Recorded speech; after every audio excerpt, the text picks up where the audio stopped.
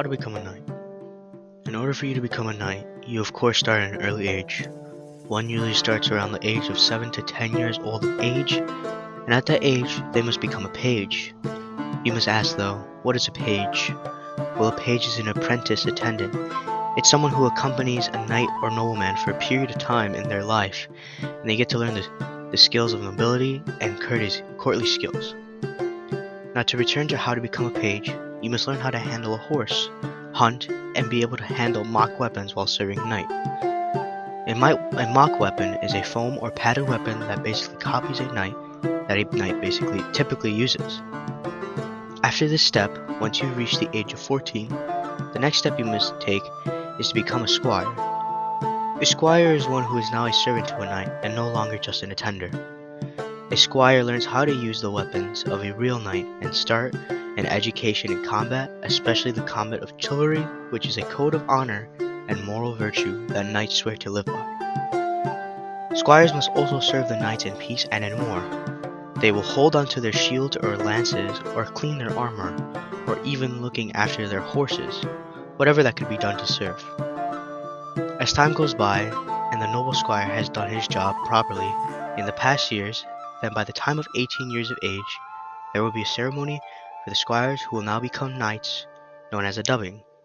A dubbing is when a squire is knighted by a tap on the shoulder or neck by a hand or sword. Before a dubbing happens, there are things that happen before that.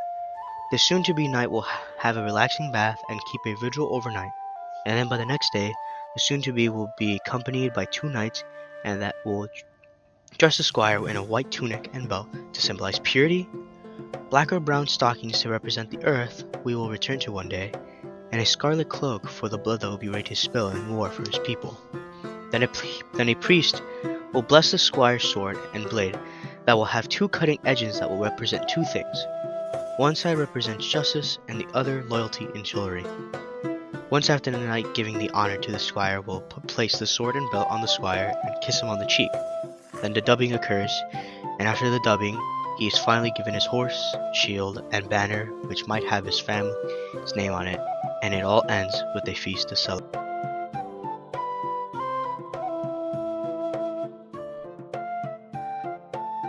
The weapons and armor of a knight. Once you've become a knight, you now must practice and accomplish on how you should be on the battlefield. For example, you must know how to ride a horse while carrying a wooden shield and lance, and while doing this, guiding the horse only using his knees and feet, and must also be swift and fit enough to carry a sword and wear heavy metal armor. Speaking of armor, knight's armor was never always the same. It changed throughout the centuries. The first armor was chainmail armor. This armor weighed about 30 pounds, and the color of the surcoat was worn to represent the knight's family colors. This was used from the 9th to 13th century. Next is plate armor. This armor was better protection for the knights, and it also came with a helmet for the protection of the face, but at the cost of more weight to carry, which was 45 to 55 pounds of weight. So when a knight fell off, or their horse, there isn't a way up to get back up. The plate armor would also come with a crest, which would sometimes have designs on them like a dragon. The main weapon for a knight was a sword. It was probably the easiest to wield and master for battle, and in general it was very useful when it came to having to use one hand in battle and in warfare.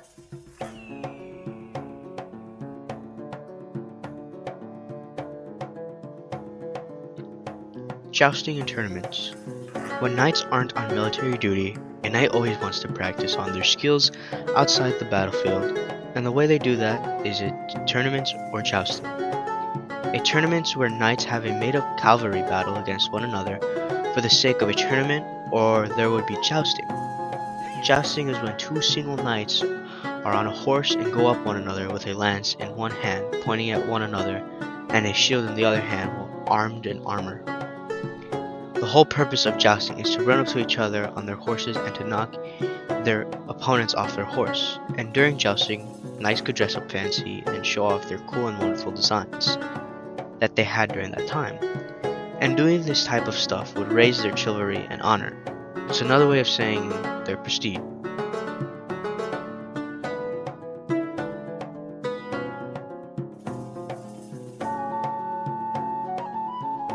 Knights are very amazing.